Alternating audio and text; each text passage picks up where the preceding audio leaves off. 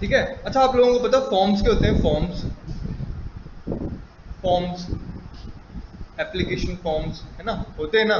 ठीक है। अगर आप देखो आजकल तो जितने फॉर्म्स हैं आप लोगों के वो सारे ऑनलाइन हो चुके हैं। ठीक है। कभी किसी ने खुद फिल किए एप्लीकेशन फॉर्म्स ऑनलाइन किसी भी टेस्ट के, कॉलेज वगैरह के एडमिशन फॉर्म्स जो होते हैं तुम्हारे निकलते हैं, किए कभी फिल किए, है ना? तो उसमें देखो क्या होता है कि यहाँ पे ना जैसे पहले ऑर्डिनरी फॉर्म कैसे होते थे आपके, सिंपल पेज वाले फॉर्म कैसे होते थे?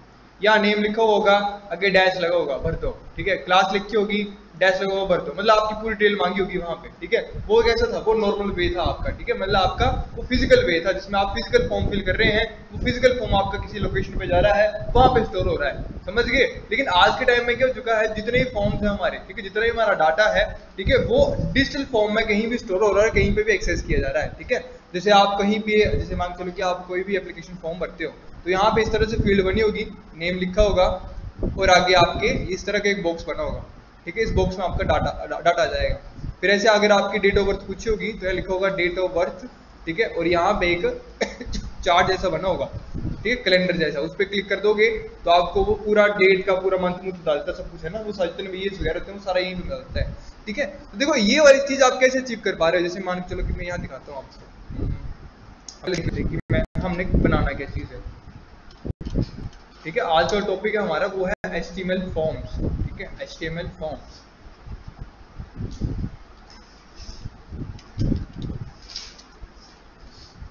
फॉर्म्स।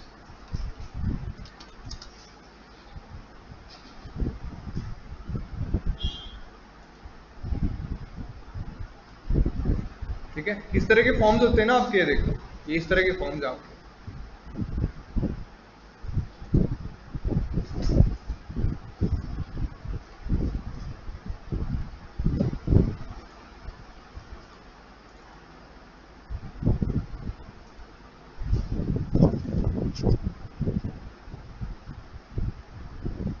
चला गया।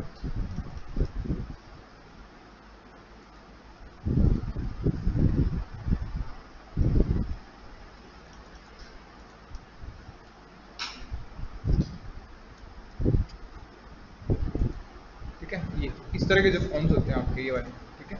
ये देखो यहाँ पे ये आपके ऊपर नाम लिखा आ रहा है, इसे हम लेबल बोलते हैं। ये आपकी फील्ड आ गई, आगे लेबल है, फील्ड है। ठीक है। आगे लेबल्स हैं, ये रेडियो बटन आपके। ठीक है। सारे जो कंपोनेंट्स आपके। ठीक है। ये आपका एक डिजिटल फॉर्म है। ठीक है। मतलब फिजिकल फॉर्म नहीं है, ये डिजिटल फॉर्म है जो आप किसी वेबसाइट पे, किसी भी सर्वर पे जाके इसको फिल करते हैं। फिर जैसे आप सबमिट वाला बटन क्लिक करते हो तो आपकी जो इन्फॉर्मेशन होती है वो एक सर्वर पे जाके स्टोर हो जाती है। ठीक है। समझ गए? ये काम होता है आजकल के टाइम में जितना भी आपका। ठीक है। तो सारा काम आप कैसे अचीव कर पा रहे हो? ये कर पा रहे हो आप HTML फॉर्म्स की हेल्प से। क्लियर हो गया? समझ गए? लिखो अब HTML फॉर्म के अंदर आपने कौन सा लिखना है, एक हेडिंग दे दो HTML फॉर्म्स।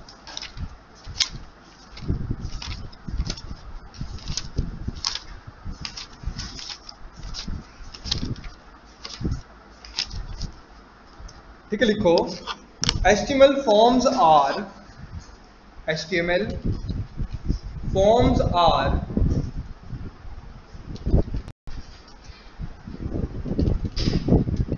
ठीक है।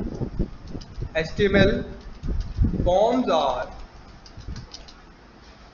one of the main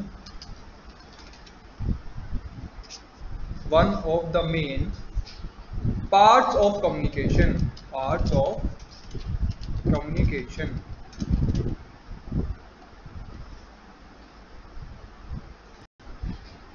ठीक है। फुल स्टॉप नहीं, communication between a user and a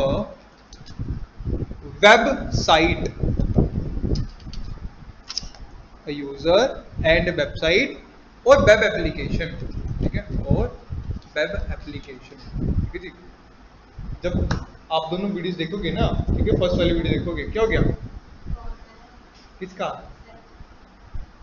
कौन सा? कर लो पिक तो। सेम स्कूल में पढ़े आप दोनों ही? करो पिक कर लो। ठीक है। लिखो नेक्स्ट, लिखो HTML forms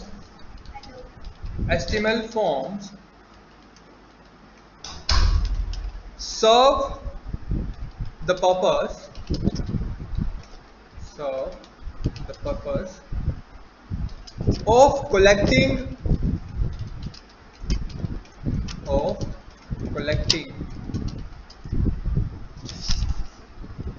information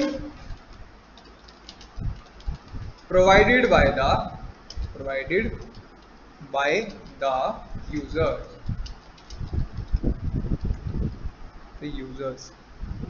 which is later on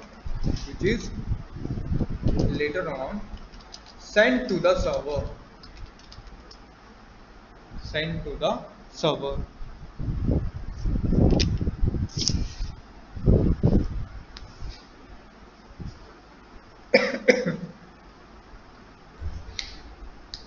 coming आ जाओ।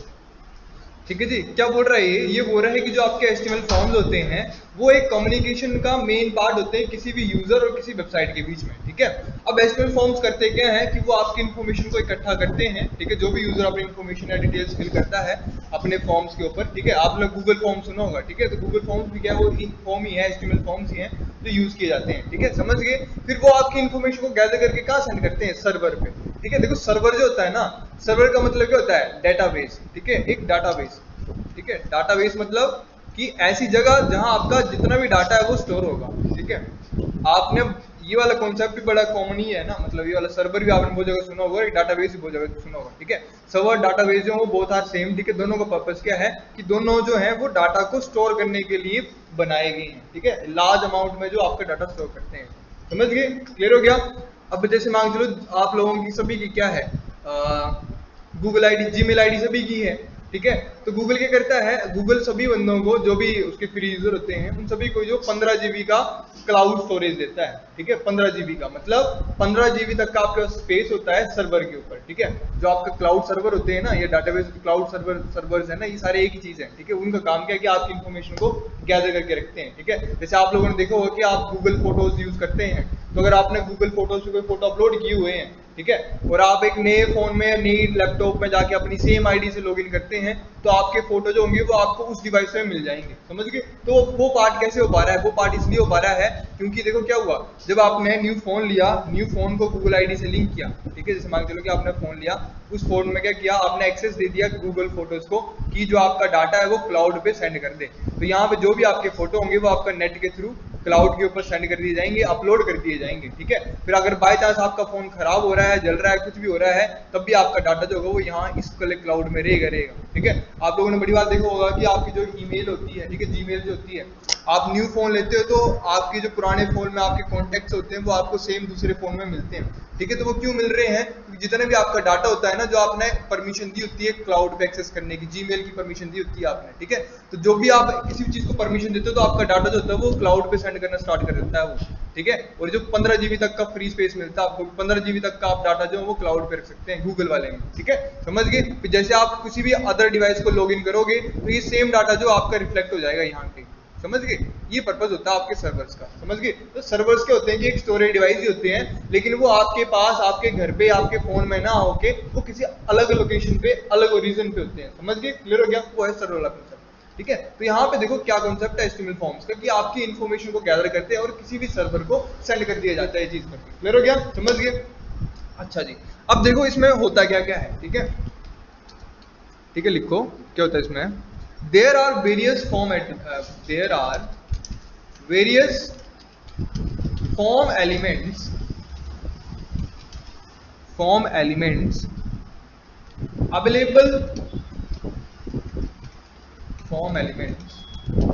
available like text fields,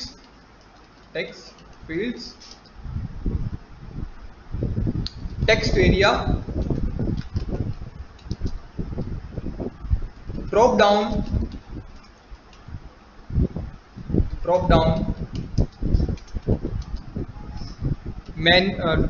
radio buttons, check boxes,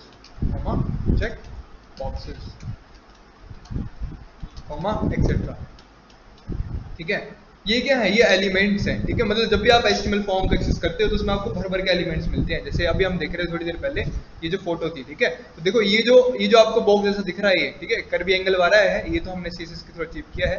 लेकिन ये जो बॉक्स है आपका, ठीक है, ये किस कैटेगरी के अंदर आ रहा है, ये आता है आपका इस फील्ड के अंदर, टेक्स्ट फील्ड बोलते हैं हम इसको, ठीक है। ये जो हमारी ये चीज है ना, ये वाली जो बॉक्स दिख रहा है आपको, इसे हम टेक्स्ट फील्ड बोलते हैं। फिर ये जो गोले वाले गोले गोले बटन दिख रहे हैं, ये गोले गोले, ठीक है, इनको हम क्या बोलते हैं, इनको हम बोलते हैं रेडियो बटन, ठीक है। और फिर जो आपको एक टिक वाला मिलता है जिसमें आप मल्टीपल सिलेक्शन कर सकते हैं, टिक टिक टिक टिक करके ऐसे, है ना, वो होते हैं हमारे चेक बॉक्सेस, ठीक है। ऐसे टेक्स्ट एरिया होता है। टेक्स्ट एरिया का काम क्या होता है कि जब आप क्या करते हो, आप कोई एड्रेस वगैरह लिखते हो, उसमें बॉक्स थोड़ा बड़ा होता है, ठीक है, तो वो टेक्स्ट एरिया के अंदर आता है, ठीक है। अब ऐसे ड्रॉप डाउन मेन्यू का क्या होता है कि जैसे मान चलो कि आपने अपना एड्रेस लिखना है, तो वहां पे आता है सिलेक्ट स्टेट करके। जैसे आप स्टेट पे क्लिक करते हो तो वहां पे एक लिस्ट आ जाती है अपने आप ही पॉपअप होके, जिसमें आपके पूरे स्टेट्स होते हैं, ठीक है। तो उस तरह की लिस्ट को हम क्या बोलते हैं, ड्रॉप डाउन मेन्यूज बोलते हैं, सिलेक्शन लिस्ट बोलते हैं। क्लियर हो गया, समझ गए। जो सारे एलिमेंट्स होते हैं, बोलते हैं कि जब भी आप HTML फॉर्म्स को यूज करते हो तो आपको इस तरह के सारे फॉर्म एलिमेंट्स जो होते हैं वो आपको प्रोवाइड करवाए जाते हैं आपके HTML फॉर्म्स के अंदर। क्लियर हो गया, यहां तक किसी को कोई डाउट, किसी को कोई डाउट यहां तक, कितने में मैंने पढ़ा भी क्लियर है ना, ठीक है।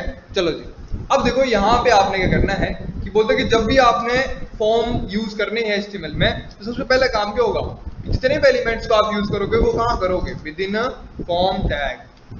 कहाँ करोगे, विद इन फॉर्म टैग, ठीक है।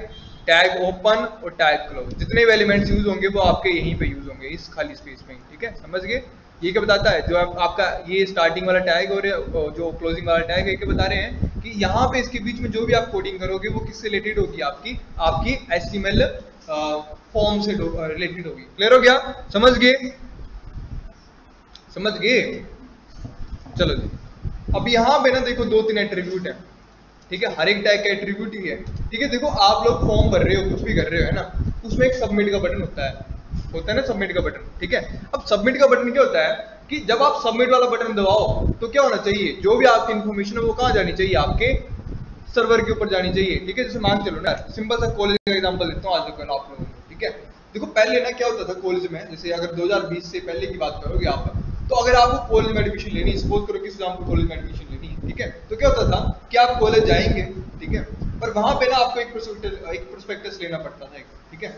ले लिया प्रोस्पेक्टस आप लोगों ने, ठीक है। उस प्रोस्पेक्टस के पीछे ना एक फॉर्म होता था जिसे हम एप्लीकेशन फॉर्म बोलते थे, ठीक है।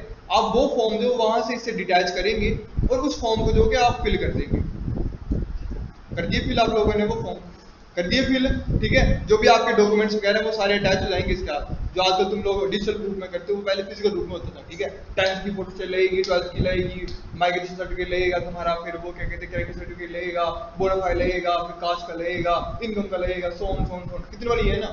तो मान के चलो कि जब तुम एक बंदा फॉर्म भर रहा है तो उस फॉर्म का वजन भी तुम मान के चलो कितना होगा, कम से कम 250-300 ग्राम होगा, ठीक है, इतना वजन होगा, ठीक है। फिर देखो क्या हो रहा है, मैं अकेला थोड़ी नहीं बढ़ रहा हूँ, कॉलेज में मान के चलो कि उस सेम ईयर 500 बंदा अप्लाई कर रहा है इस कॉलेज में एडमिशन के लिए, ठीक है, 500 कुछ बोल दिया, 300 बंदा अप्लाई कर रहा है एडमिशन के लिए, ठीक है। तो कितने हो गए, 300 फॉर्म हो गए ना, 300 फॉर्म, ठीक है, कितनी बड़ी अमाउंट हो गया।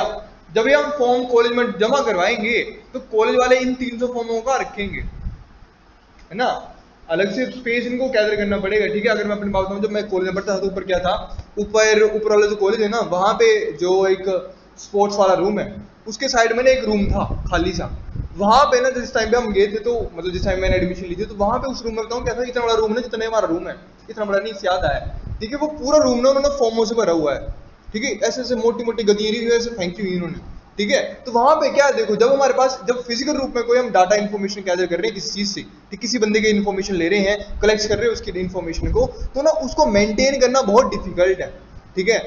कभी बरसात हो गई, पानी लग गया, खराब हो गया, ठीक है, चूहे ने खा लिया, है ना। अब ये सारी जो प्रॉब्लम्स वो नेचुरल इनको हम देख तो नहीं सकते, मतलब हटा तो नहीं सकते हैं, ठीक है। तो जब भी हम फिजिकल रूप में फॉर्म से बात करते हैं तो यहाँ पे बड़ी दिक्कतें का सामना करना पड़ता है हमें, डाटा को मेंटेन करने में, उसको अरेंज करने में, और उसको बाद में अगर हम उसको रीड करना चाहें तो बड़ा डिफिकल्ट होता था वो करना, ठीक है। अगर चलो ये तो बात रहेगी नॉर्मल वाली। अब जैसे मान चलो ना कि आजकल वैकेंसीज निकलती हैं, सपोज करते हैं कि हम एसएससी की वैकेंसी निकली कोई भी, ठीक है, क्लर्क लेवल की कोई भी एक वैकेंसी निकली, ठीक है, कोई भी एक वैकेंसी निकली, ठीक है। मान चलो कि जो वैकेंसी निकल रही है वो निकल रही है 10,000 पोस्ट के ऊपर, ठीक है, 10,000 पोस्ट के ऊपर वैकेंसी निकल रही है। तो इन पोस्टों के लिए कितने बंदे अप्लाई करेंगे ऑल ओवर इंडिया से, कौन बताएगा। 10,000 पोस्ट निकली, बहुत है ना, कितने बंदे अप्लाई करेंगे?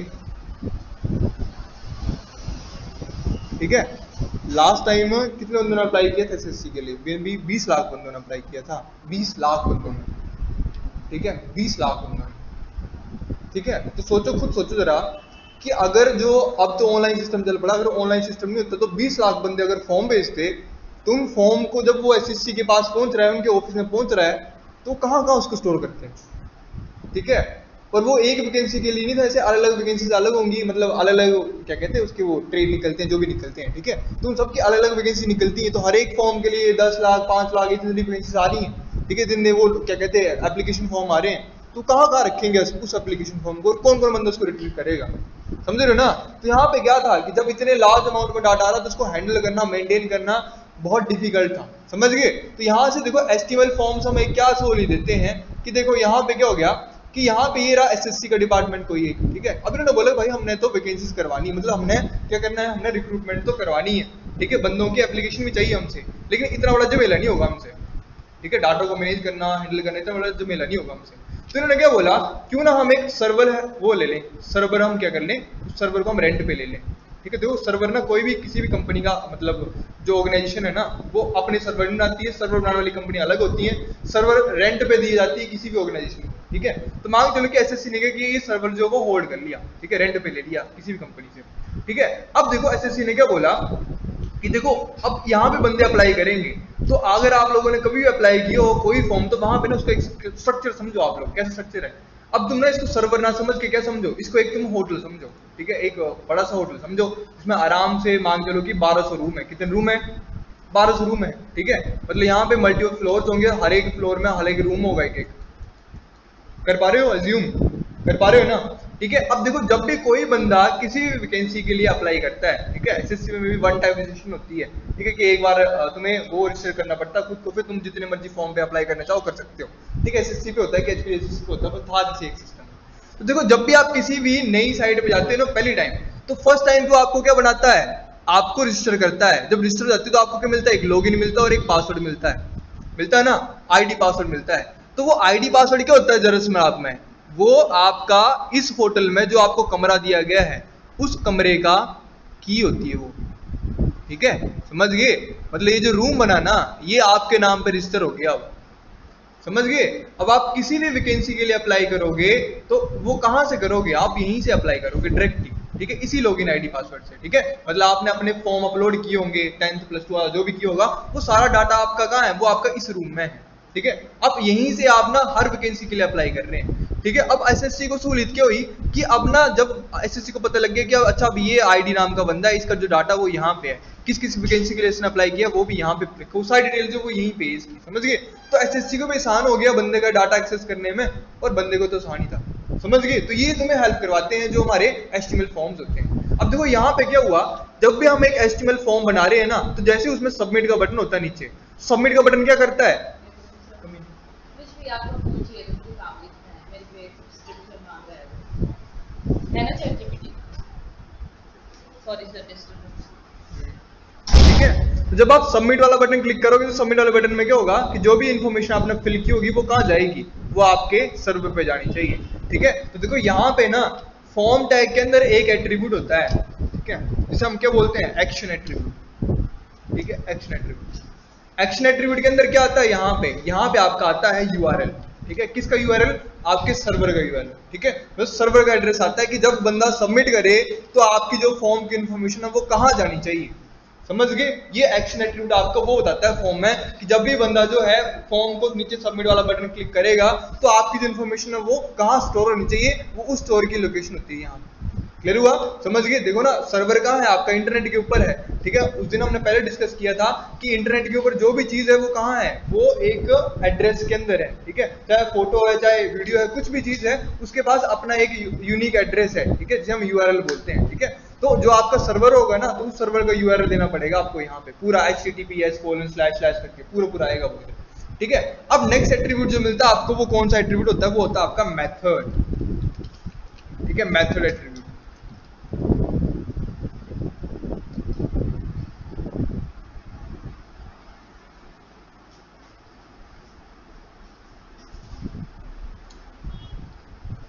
ठीक है, मेथड एट्रीब्यूट, ठीक है। इसमें दो तरह के मतलब इसमें दो तरह की वैल्यू आती है, एक गेट आता है और एक पोस्ट आता है, ठीक है। इस कॉन्सेप्ट को ना थोड़ा ध्यान से समझ लेना, एक गेट होता है एक पोस्ट होता है, ठीक है। ये आपके ना वहाँ के लिए जब आप थ्योरी के पेपर अटेम्प्ट करोगे तो उसमें इस तरह के क्वेश्चन आते हैं, ठीक है, कि गेट का क्या काम होता है, पोस्ट का क्या काम होता है, ठीक है, कि मेथड जो फॉर्म के अंदर जो मेथड गेट यूज किया जाता है वो किस पर्पस के लिए होता है, जो पोस्ट मेथड यूज किया जाता है वो किस पर्पस के लिए होता है, ठीक है।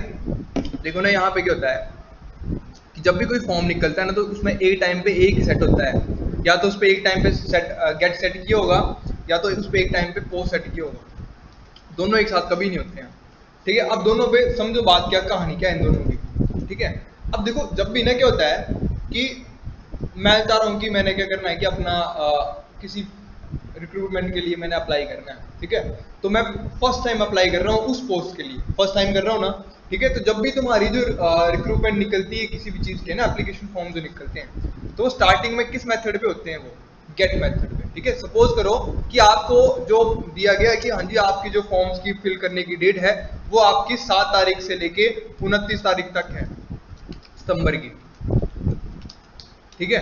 यहां तक इतनी डेट दी गई आपको कि आप 7 सितंबर से लेके 29 सितंबर तक जो वो आप कोई जो फॉर्म है पर्टिकुलर जो फॉर्म है उसको फिल कर सकते हो, ठीक है। तो 7 तारीख से लेके 29 तारीख तक जो आपका फॉर्म होगा ना वो वाला है एप्लीकेशन लेने वाला, वो कैसा फॉर्म होगा, वो गेट मेथड के साथ होगा। गेट मेथड का काम क्या होता है कि ये फ्रेश इंफॉर्मेशन आ रही है, इसको सर्वर पे किसी फ्रेश जगह पे डालो, ठीक है। मतलब अगर उसका लॉगिन आईडी है और वो सेम लॉगिन आईडी से यूज कर रहा है वन टाइम रजिस्ट्रेशन के साथ, तो उसके अंदर भी छोटा सेक्शन बना दो जिसमें ये वाली वैकेंसीज को ऐड कर दो, समझ गए। इस तरह से काम करता है गेट मेथड। गेट मेथड का मतलब क्या होता है कि आप फर्स्ट टाइम आ रहे हो उस फॉर्म के ऊपर, ठीक है, उस पर्टिकुलर एप्लीकेशन फॉर्म के ऊपर, ठीक है।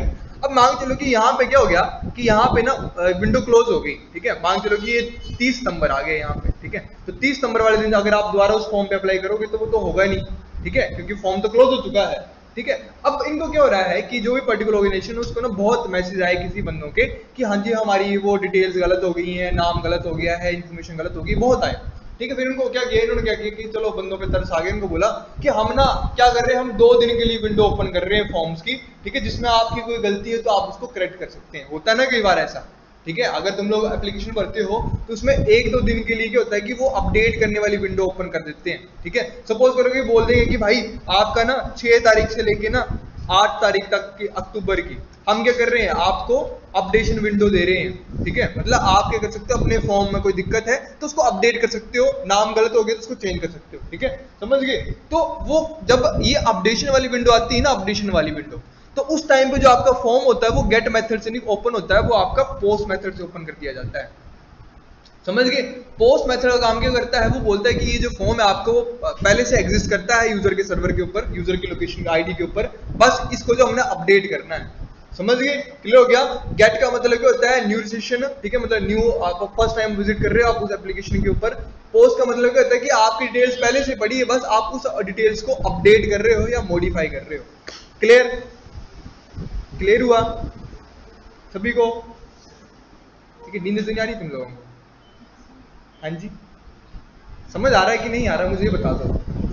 ये फॉर्म वाला कॉन्सेप्ट ना बहुत इंपॉर्टेंट है, बहुत बहुत बहुत बहुत इंपॉर्टेंट है, ठीक है, बहुत बहुत बहुत, ठीक है। सोच लो मैंने कितने बहुत लगा दिए आगे, ठीक है, तो बहुत इंपॉर्टेंट है। क्लियर हो गया।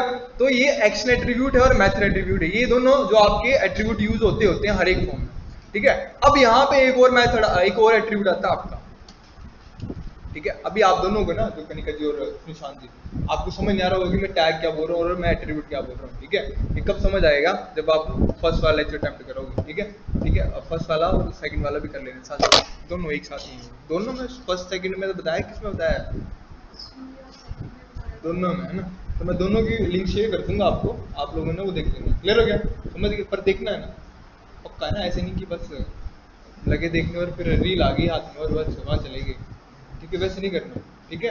क्योंकि वीडियोस जो आराम से कितनी 40-40 मिनट की, 45 मिनट की है, ठीक है। तो देखो आप फुल स्पीड पे देख सकते हो, 2x पे देख सकते हो, कोई इशू नहीं है, ठीक है। वैसे करना है आप लोगों ने। अब यहाँ पे जो थर्ड एट्रीब्यूट आता है आपका, वो कौन सा एट्रीब्यूट है, वो है आपका टारगेट एट्रीब्यूट, ठीक है। टारगेट एट्रीब्यूट, टारगेट एट्रीब्यूट, ठीक है। टारगेट एट्रीब्यूट क्या बताता है आपको, वो बताता है कि आप जब इस फॉर्म को सबमिट करोगे तो आपका डाटा यहाँ चला जाएगा, ठीक है, और फर्स्ट टाइम रजिस्ट्रेशन हो रही है, लेकिन जैसे आप सबमिट करो तो वो आपको नेक्स्ट विंडो पे ले जाता है। होता है ना कि जैसे आपने मान चलो कि अपनी एड्रेस फिल कर दिया, नीचे नेक्स्ट वाले बटन पे क्लिक करोगे तो आपको आपके फोटो अपलोड वाले सेक्शन में ले जाएगा, डॉक्यूमेंट वाले में, ठीक है। तो टारगेट का मतलब क्या होता है कि आप इसके जब सबमिट करोगे तो इसके बाद आप कहाँ लेके जाओगे, ठीक है, कहाँ पे रेफर किए जाओगे, ठीक है, मतलब न्यू पेज पे रेफर किए जाओगे, किस जगह पे रेफर किए जाओगे। सेम वैसे ही है कि जैसे आप मान के चलो कि यहाँ पे एक ब्लैंक वाला ऑप्शन आता है, एक प्रेजेंट वाला पेरेंट वाला ऑप्शन आता है यहाँ पे, और एक जो होता है आपका वो आपका सेल वाला ऑप्शन होता है, ठीक है, कि आप मतलब जैसे मान के चलो ना कि जैसे आपने क्लिक किया सबमिट वाले बटन के ऊपर, तो आप सेम पेज में घूमोगे कि आपको नेक्स्ट पेज में लेके जाएगा, न्यू टैब में लेके जाएगा, ठीक है। हमने टारगेट एट्रीब्यूट जो वो पहले भी देखा है, कहाँ देखा है इसको, हमने देखा है आप हमारे एंकर टैग के अंदर देखा है ना इस एट्रीब्यूट को हमने, टारगेट एट्रीब्यूट को। तो उसमें एंकर टैग में क्या काम था इसका, कि ये बताता था कि जब मैं लिंक पे क्लिक करूंगा तो वो मेरी न्यू टैब में ओपन होनी चाहिए कि सेम पेज में ओपन होनी चाहिए, ठीक है, वो काम है इसका भी, सेम इसका भी। क्लियर हो गया। ये था आपका इतनी सा फॉर्म टैग, इस फॉर्म टैग की इतनी सी कहानी है। क्लियर, समझ गए। अब नेक्स्ट हेडिंग दो आप लोग, क्या हेडिंग दोगे नेक्स्ट, नेक्स्ट हेडिंग दो form elements, form elements, form elements,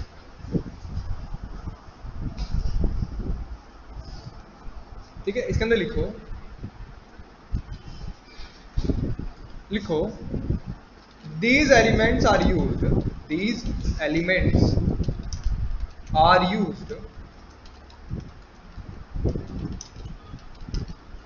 are used to capture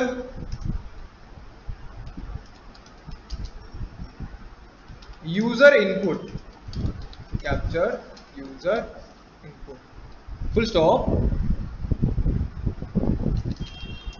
There are different types of form controls, form controls that we can use to collect data, ठीक है। Number one form कौन सा आया, type element कौन सा आया, जिसे हम बोलते हैं text input control, text input controls, ठीक है। क्या लिखेंगे इसमें, इसमें लिखेंगे it is used to take a input, it is used to take a input from the user like name, father name, mother name and address, full stop।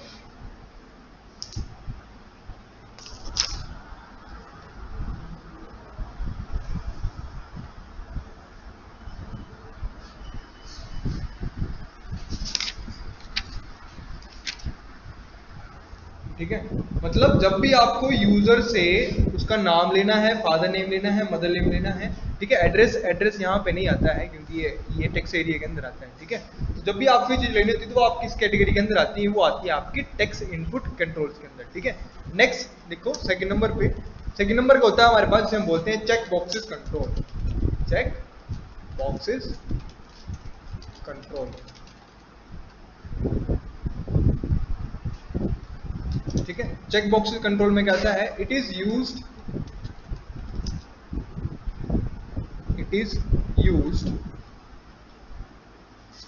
to checked, it is used to checked or unchecked more than one option,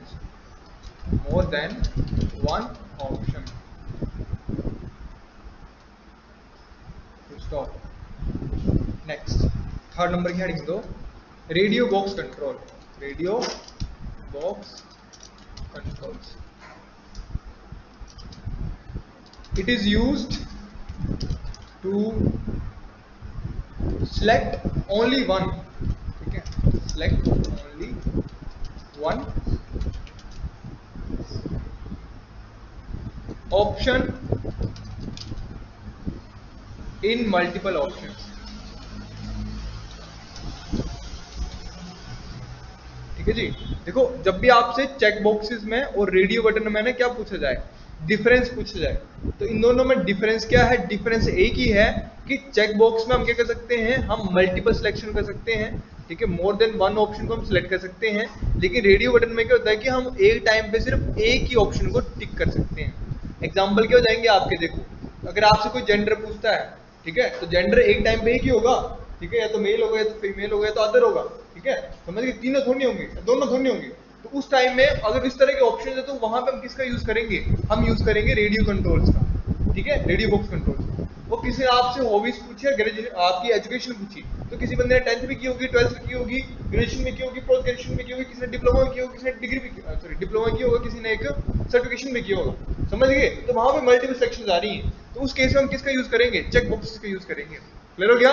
ध्यान से पढ़ना ही आप लोगों ने, है ना, क्योंकि इसके बाद जो हम फॉर्म को डिजाइन करना शुरू करेंगे, तो फॉर्म डिजाइन करने तभी आएंगे आपको तब इनके बेसिक कॉन्सेप्ट पता होंगे, ठीक है, एलिमेंट्स पता होंगे। नेक्स्ट लिखो select box controls, select box controls लिखो, it is used to select any value, it is used to select any value from a list.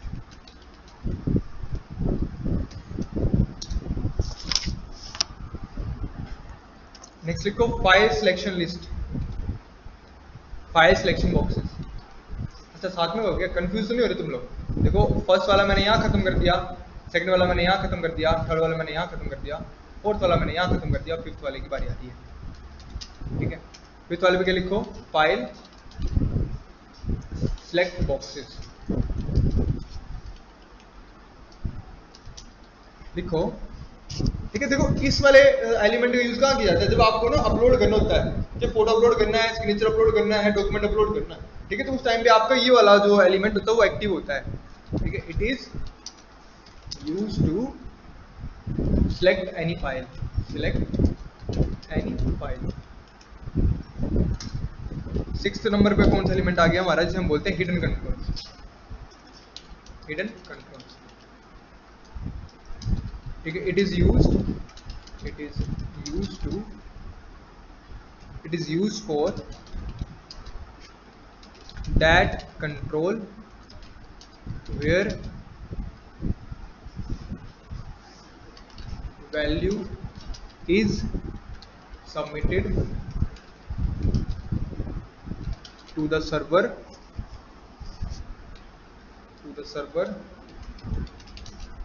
without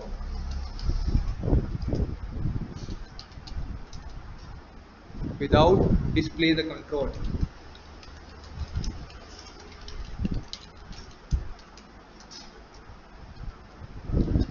Seventh, clickable buttons,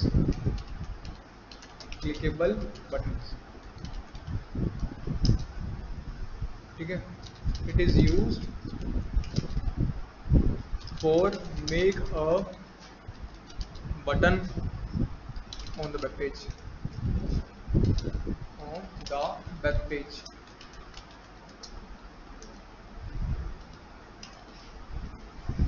submit and reset buttons, ठीक है, submit and reset buttons, ठीक है। लिखो it is used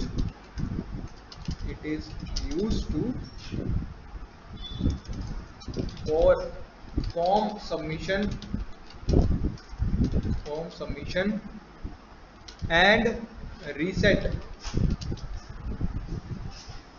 the default value, set the default value,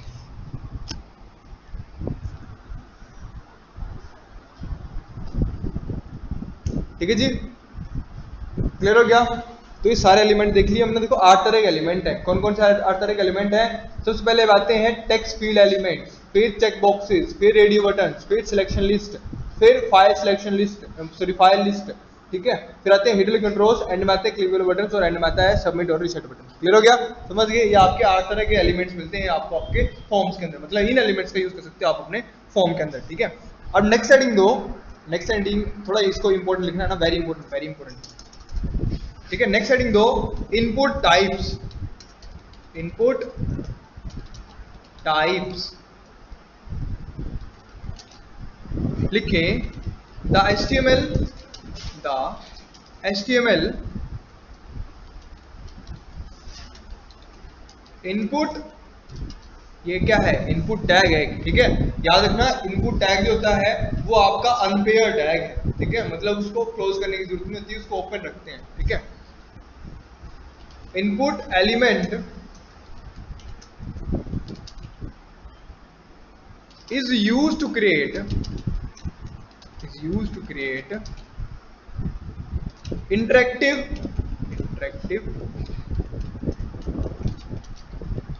interactive controls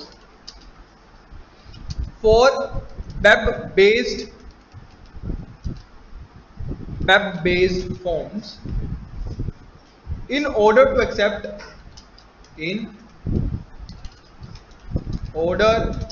to accept data from the user. Full stop.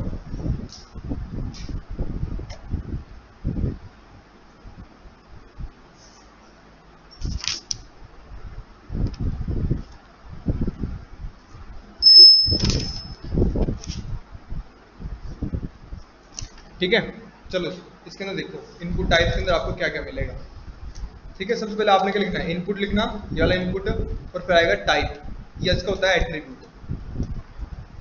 ठीक है। Input आता है, इसका सिंटैक्स है, ठीक है, ये आगे लिख लो ऊपर सिंटैक्स,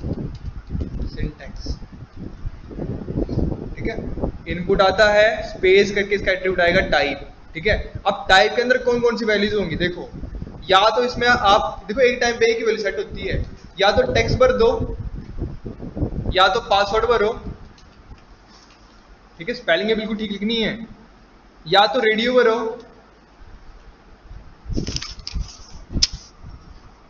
या तो चेक बॉक्स भरो, या तो क्या भरो, या तो फाइल भरो, या तो हिडन भरो, या तो सबमिट भरो, ठीक है, या तो रीसेट भरो, या तो बटन भरो, ठीक है। टोटली आप पे डिपेंडेंट है कि आप इनमें से कौन सी जो टाइप है इसकी वो यूज करना चाह रहे हो, ठीक है। समझ गए? एक टाइम पे एक ही टाइप का यूज किया जाता है, समझ गए? या तो वो टेक्स्ट हो सकता है, या तो पासवर्ड हो सकता है, या तो रेडियो हो सकता है, या तो चेकबॉक्स हो सकता है, या तो फाइल हो सकता है, या तो हिडन हो सकता है, या तो सबमिट हो सकता है, या तो रीसेट हो सकता है, या तो बटन हो सकता है। क्लियर हो गया? समझ गए? अब इसकी कोडिंग करें कोडिंग शुरू। चलो जी करते हैं हम शुरू कोडिंग इसकी, ठीक है। तो कोडिंग कैसे शुरू करेंगे, HTML की कोडिंग कैसे शुरू करते हैं हम? सबसे पहले हम चले जाएंगे अपने नोटपैड के ऊपर, ठीक है, नोटपैड++ के ऊपर चले जाएंगे, ठीक है, नोटपैड++ के ऊपर आ जाएंगे हम अपने, ठीक है। ये क्या होता है हमारा, ये हमारा टेक्स्ट एडिटर है जिसमें हम कोडिंग करेंगे अपनी, ठीक है। तो कोडिंग करने के लिए सबसे पहले हमें जो है वो अपना बेसिक जो सिंटैक्स है वो लिखना पड़ेगा, HTML का जो बेसिक स्ट्रक्चर रहता है हमारा HTML का वो लिखना पड़ेगा। सबसे पहले कौन सा टैग आता है हमारे पास? HTML टैग, ठीक है। फिर HTML टैग को हम नीचे क्लोज कर देते हैं क्योंकि सबसे एंड में क्लोज होता है ये, आगे HTML। फिर कौन सा टैग आता है हमारे पास? फिर आता है हमारे पास हेड टैग, आगे हेड टैग के अंदर एक और टैग आता है जिसे हम बोलते हैं title tag. Title tag open करेंगे, टाइटल टैग को हम साथ में क्लोज कर देंगे, ठीक है। फिर आता है आपका हेड टैग, ठीक है। हेड टैग के बाद आता है आपका बॉडी टैग, ठीक है। और बॉडी टैग कहाँ क्लोज होता है आपका? एट द एंड HTML के साथ, ठीक है। ये आपका बेसिक स्ट्रक्चर रहता है आपकी HTML के अंदर का, ठीक है। तो आज हम क्या करेंगे, ये तो आपको याद होना चाहिए, ठीक है। ये वाला बेसिक स्ट्रक्चर है, बिल्कुल इसी फॉर्मेट में याद होना चाहिए आपको। पहले HTML टैग आएगा, हेड टैग आएगा, टाइटल टैग आएगा, टाइटल क्लोज जाएगा, हेड क्लोज जाएगा, बॉडी ओपन होगा, बॉडी क्लोज जाएगा, HTML क्लोज जाएगा, ठीक है। अब टाइटल हम क्या दे देंगे, हम क्या कर रहे हैं आज हम पढ़ रहे हैं HTML फॉर्म्स, ठीक है, HTML फॉर्म्स। अब सेव कैसे करना है, इसको कंट्रोल एस करेंगे। कंट्रोल एस करने का हम क्या करेंगे, अपने डेस्कटॉप पे चले जाएंगे। डेस्कटॉप पे जाने का हम जिस भी फोल्डर में इसका काम करते हैं, जैसे मैंने यहाँ पे इसमें काम कर रहे हैं, कर देंगे। और यहाँ पे हम फाइल का नाम दे देंगे। तो आज डेट क्या है, 26 है, 26 लिखा, SETT लिख दिया, .html कर देते हैं। .html लगाना कंपलसरी है, तो मैंने .html करके लगा दिया। ठीक है, बन गया मेरे HTML का फॉर्म। एक बार रन करके देख लेते हैं इसको।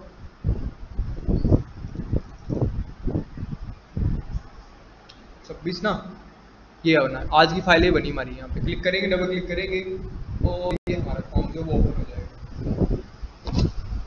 ठीक है, हो गया ओपन। अगर आप लोग टैब में देख पा रहे तो ये हमारा टाइटल भी आ गया बन के। ठीक है, मतलब हमारा जो प्रोजेक्ट है, जो हमारी कोडिंग है, वो प्रॉपर्ली वर्क कर रही है। क्लियर हो गया, समझ गए।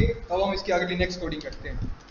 नेक्स्ट कोडिंग जो हम यहाँ करेंगे, ठीक है, टाइम बचाने के लिए। लेकिन आप लोग जो वो सारी कोडिंग कहाँ करोगे, HTML में ही करोगे। और ये कौन सा फोल्डर है मेरा,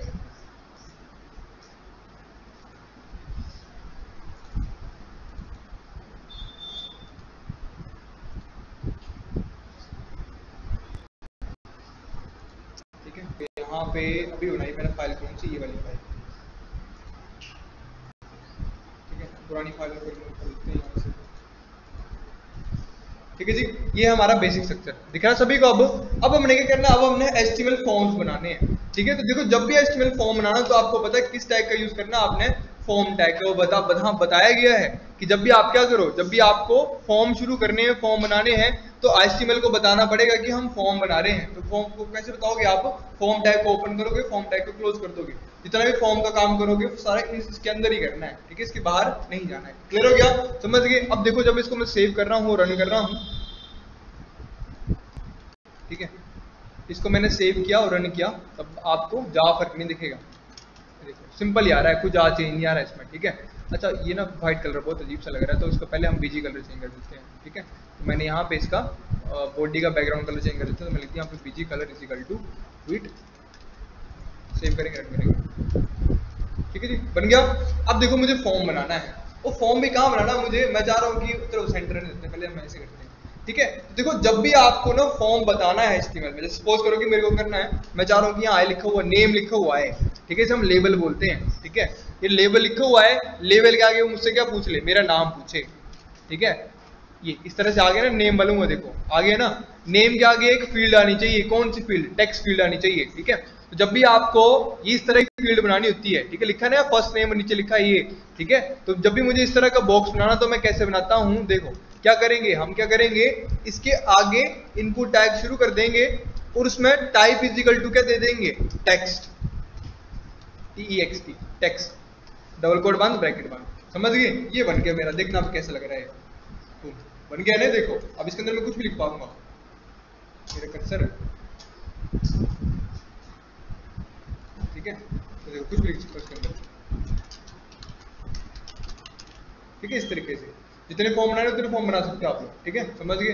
अब जैसे मान चलो कि मैं नीचे क्या बनाना है, नीचे मैंने पासवर्ड बनाना है। ठीक है, तो इसी को कॉपी कर लेंगे यहीं से, या फिर कॉपी नहीं करना तो नीचे लिख लो, एंटर कर लेंगे और यहाँ लिख देंगे हम पासवर्ड, कि हम इसको बना रहे हैं पासवर्ड।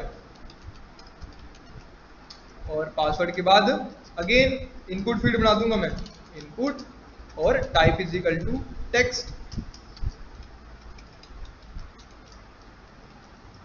ठीक है, इस तरह से जब सेव करेंगे और रन करेंगे, देखो आउटपुट कुछ इस तरह की आ गई, एक ही लाइन में आ गई है ना। वो नीचे नहीं आया, तो नीचे क्यों नहीं आया, क्योंकि मुझे पता है कि नीचे किस टैग से आते हैं, हम BR टैग से आते हैं। सेव करेंगे, रन करेंगे, अब नीचे आ गए दोनों। थोड़ा और नीचे लेके आना, तो एक और BR लगा दो। ठीक है, नीचे आ गए इस तरह से। अब देखो यहाँ मैंने अपना नाम लिख दिया कुछ भी, और यहाँ मैंने पासवर्ड लिख दिया ना। देखिए पासवर्ड में एक चीज होती है कि जब भी आप पासवर्ड टाइप करते हो तो वो आपको शो नहीं होता है, उसकी जगह आपको डॉट डॉट दिखते हैं। ठीक है, तो वो डॉट वाला काम आपको कैसे मिलेगा, देखो यहाँ पे मिलेगा। देखो जब भी टेक्स्ट फील्ड देनी है तो आप टेक्स्ट कीवर्ड का यूज करो, जब पासवर्ड जैसा कोई फील्ड बनानी है तो उस टाइम पे किसका यूज करो, पासवर्ड का यूज करो। ठीक है, तो हम यहाँ आ जाएंगे और यहाँ किसका यूज कर लेंगे, input type is equal to password. ठीक है, सेव करेंगे, रन करेंगे। ठीक है, यहाँ पे तो अब देखो यहाँ पे ऊपर टेक्स्ट बता रहा है, लेकिन जब यहाँ लिखेंगे तो यहाँ हाइड हो जा रहा है। क्लियर हो गया, समझ गए। तो ये आपका बन गया इस तरीके से। अब देखो जितना भी आपको होता है ना, ये बिल्कुल वर्क करता है आपके इसके अकॉर्डिंग वर्क करता है, इसके अकॉर्डिंग आ गया, ये इनके अकॉर्डिंग काम करता है, ये पूरा पूरा क्लियर हो गया, समझ गए। तो आज आपके लिए कोई काम नहीं है, इतना काम है आज का, ठीक है। लेकिन काम क्या है आज आपका कि जितना भी मैंने लिखा, ठीक है, वो कल पूरा याद होना चाहिए, ठीक है। मैं टेस्ट लूंगा, मतलब सुनूंगा और टेस्ट लूंगा, ठीक है।